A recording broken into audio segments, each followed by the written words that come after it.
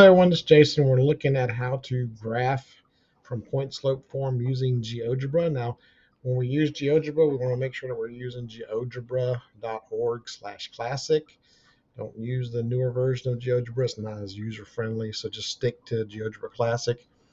And in Geogebra Classic, we're using two tools. We're using the point tool and the line tool. So they're real simple, but we still have to show some work before we get over to Geogebra. So here's how we show our work.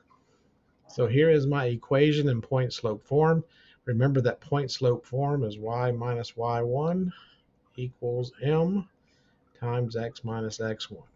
So that's the equation. So to get to work, we want to pull this point out, x1, y1. So that's this and this. Now, because it's plus 2, that means our point that we pull out will be a negative 2. And since this is minus 8 and that's a minus, that means that we're just pulling out 8.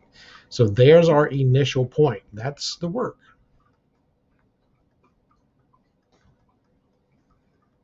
And then we also need to know our slope. Our slope here is negative 3/5. So we're going to plot our initial point, and then we're going to use the slope to find additional points.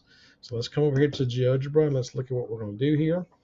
So basically, I'm picking my point. So I'm going to plot a point. If you look at the bottom, it tells you what to do. It says select the point. So we're going to come and we're going to select negative 2, positive 8, right there.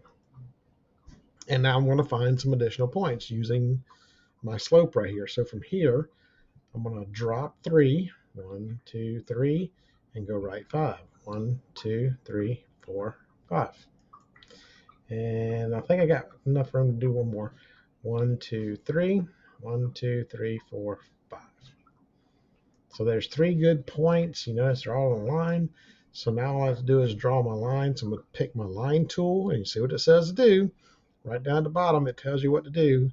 This one says to select 2 points. So I'm going to select 2 points. There's my line. So now all you have to do is submit this little bit of work with a screenshot from Geogebra underneath the heading for the problem.